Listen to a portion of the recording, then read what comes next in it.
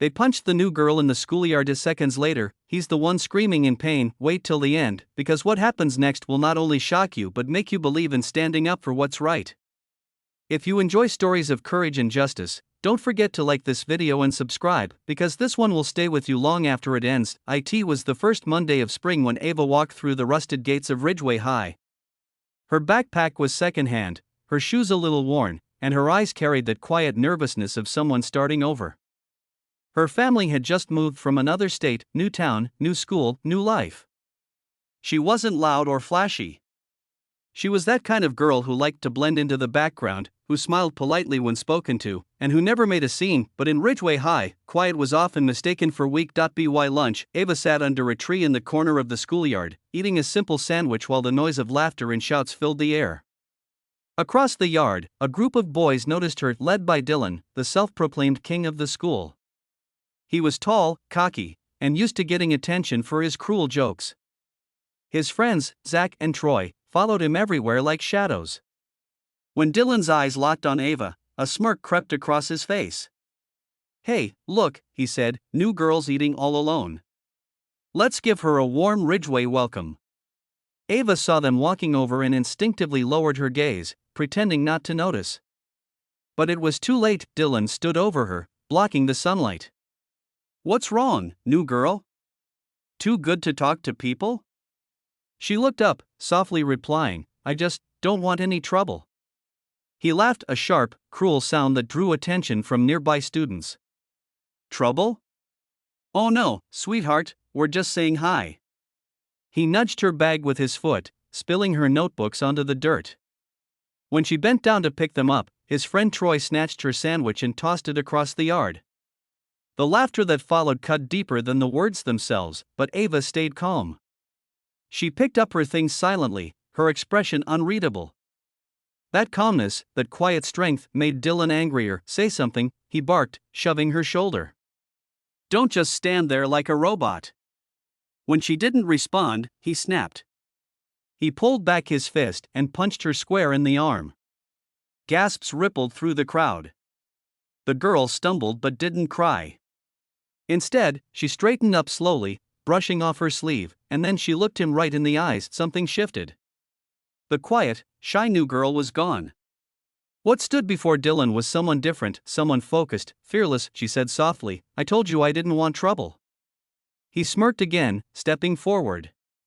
"Or what? You gonna run to the teacher?" But before he could take another breath, Ava moved. In one swift motion, she sidestepped his lunge, grabbed his wrist, and twisted it behind his back so fast that he let out a scream that echoed across the yard. His knees hit the dirt as he cried out in pain. The entire schoolyard froze. She released him gently but firmly. "Next time," she said quietly, "think before you hit someone smaller than you." Dylan's face burned with humiliation. His friends just stood there, stunned. No one had ever seen someone stand up to him, let alone make him scream like that. As Ava walked away, murmurs spread through the crowd like wildfire. Someone whispered, "Did you see that? She took him down in 2 seconds." Another replied, "Yeah, I heard her dad trains people for the police. She's been doing self-defense since she was a kid." By the next day, the story was everywhere. The new girl who made Dylan cry. The girl who didn't flinch. Some laughed, some cheered, some were in awe, but for Ava, it wasn't about pride or revenge. That night, she sat with her mom in their small apartment, holding an ice pack on her arm where she'd been hit. "I didn't want to hurt him, Mom," she said quietly. "I just didn't want to be scared anymore." Her mom smiled softly. "Standing up for yourself isn't wrong, sweetheart. You didn't fight to win, you fought to end it." The next morning, Dylan wasn't in his usual spot. When he did show up, he kept his head down. He didn't laugh. He didn't shove anyone. During lunch, he walked straight over to Ava's table. The entire yard fell silent again, waiting for round 2. He stopped in front of her, eyes lowered. "Hey," he muttered. "About yesterday. I was out of line. I'm sorry." Ava looked at him, surprised. But she nodded. "It's okay. Just don't do it to someone else."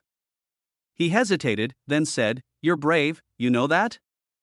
She smiled faintly. "No.